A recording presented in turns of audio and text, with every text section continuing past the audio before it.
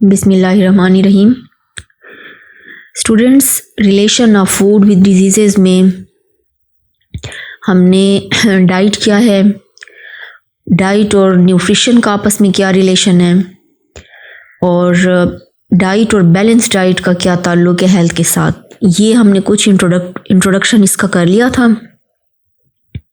आज का टॉपिक हमारा इस सेंस में काफ़ी इम्पोर्टेंट है कि ये डेंटल कैरीज पे कंप्राइज्ड है, या जो टीथ के जो प्रॉब्लम्स हैं ये उनके साथ रिलेटेड है। स्पेशली हम देखते हैं कि जिस तरह से बच्चे हैं, तो हम देखते हैं कि अब के जो न्यू जनरेशन हमारी आ रही है, और इससे पहले एजेस के जो लोग होते थे, तो उनके और अब के जो जनरेशन है हमारी, उनमें टीथ का काफ़ी उनमें फ़र्क है। हम खुद भी इस चीज़ को ऑब्ज़र्व करते हैं कि आजकल के बच्चों के जो टीथ हैं वो उनकी डिकेइंग जल्दी होती है, वो जल्दी ख़राब हो जाते हैं। तो इसमें सबसे मेजर रोल जो है वो डाइट प्ले करता है। जैसे मैंने आपको ऑलरेडी बताया था कि डाइट एक मेजर इन्वायरमेंटल ऐसा इन्फ्लुएंस है जो कि ह्यूमन हेल्थ को इफ़ेक्ट करता है।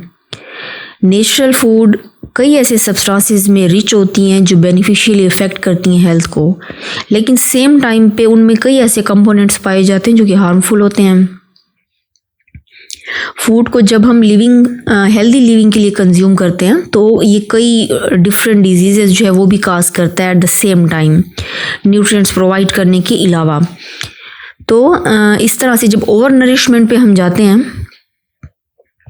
तो एट द सेम टाइम जब ये हमें न्यूट्रिएंट्स प्रोवाइड करते हैं, तो एडिक्वेट सप्लाई ऑफ कैलोरीज भी करते हैं, जो कि हेल्थ के ऊपर कई एडवर्स इफ़ेक्ट्स डालते हैं, जिसमें ओबेसिटी है, डायबिटीज़ है। हम देखते हैं कि आजकल ये इश्यूज़ जो हैं वो काफ़ी ज़्यादा हमारी जो सोसाइटी है उसमें काफ़ी ज़्यादा ये प्रॉब्लम्स अब आ रहे हैं। एनीवेज, इन सब डिजीज़ेस पे हम आगे बात करेंगे। आज का हमारा टॉपिक है डेंटल कैरीज़। डेंटल कैरीज़, अगर थोड़ा सा मैं उस पे जाऊँ, इसके बैकग्राउंड पे,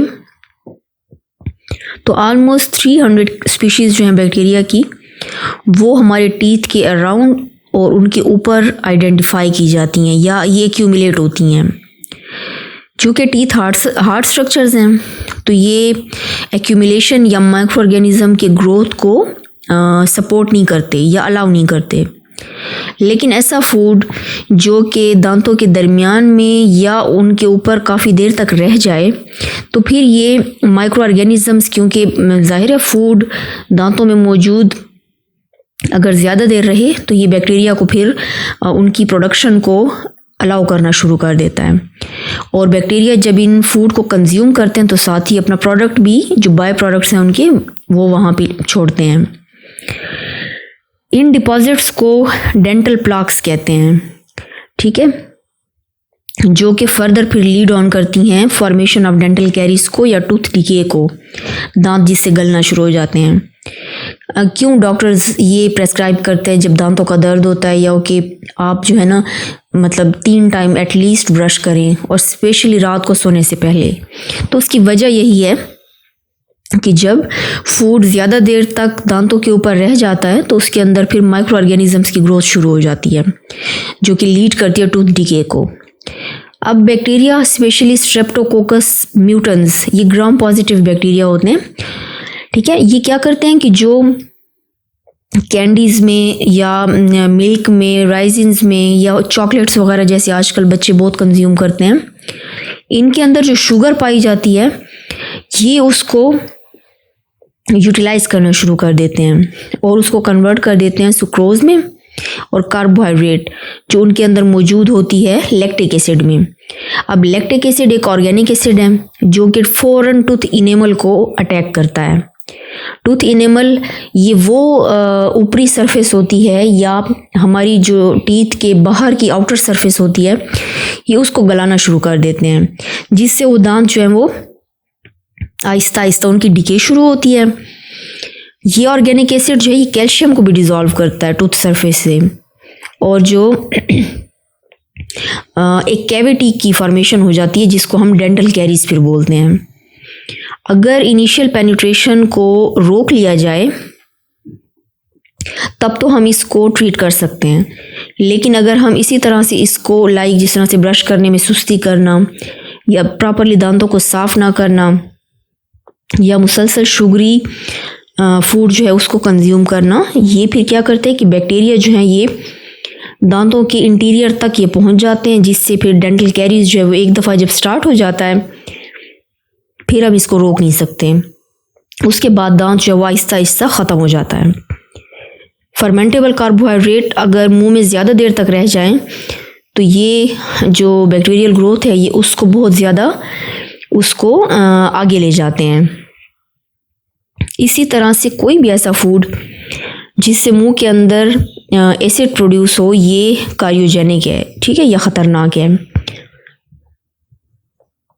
टेबल शुगर या सुक्रोज डाइट में इनका बहुत ज़्यादा रिलेशन है डेंटल कैरीज के साथ। तो बेस्ट स्ट्रेटजी ये है डेंटल कैरीज को प्रिवेंट करने के लिए कि सबसे पहले तो मिनिमम क्वांटिटी में शुगर या कार्बोहाइड्रेट को कंज्यूम करें, ठीक है, और स्पेशली बिटवीन द मील्स और रात को सोने से पहले स्पेशली इस तरह की कोई ऐसी चीज़ ना कंज्यूम करें जो कि मुंह में रह जाए और वो फिर एसिड प्रोडक्शन का बाइस बने। इसी तरह से रिफाइंड शुगर जो है उसको अवॉइड करें, उसकी जगह ट्रेडिशनल शुगर गुड़ या शक्कर हम यूज़ कर सकते हैं। इसी तरह से ओरल हाइजीन को फॉलो करते हुए ब्रश ज़रूरी है ताकि जो बैक्टीरियल ग्रोथ का टाइम है टीथ के अंदर या उसके ऊपर उसका जो रेजिडेंस टाइम है वो कम हो जाए। इसी तरीके से हर खाने के बाद जो है वो माउथ को अगर रिंस करें तो उससे भी क्या होता है कि वो जो टूथ प्लाक जो फर्स्ट स्टेप है डेंटल कैरीज की तरफ वो वहीं पे स्टॉप हो जाता है। इसी तरीके से कोई भी स्वीट कंज्यूम करने के बाद बहुत ज़्यादा ज़रूरी है कि माउथ को फ़ौरन रिंस करें। इसके लिए भी स्पेशली जो टूथपेस्ट हैं और पाउडर वगैरह जो डिफरेंट हैं वो भी इस मकसद के लिए बाज़ार में अवेलेबल होते हैं, और इस मकसद के लिए स्पेशली जो मार्केट में टूथपेस्ट वगैरह अवेलेबल हैं तो वो काफ़ी हेल्प आउट करते हैं इस मामले में कि उसको अगर प्रॉपर टाइम पे आफ्टर मील्स, रात को सोने से पहले और बिटवीन मील्स इसको अगर हम यूज़ कर लें तो इससे काफ़ी हेल्प आउट मिलती है डेंटल कैरीज से प्रिवेंशन में। तो ये हमारा आज का टॉपिक था। अगर इसमें कहीं पे कोई क्वेश्चन हो या क्यूरी हो तो कमेंट्स में पूछ सकते हैं। Thank you.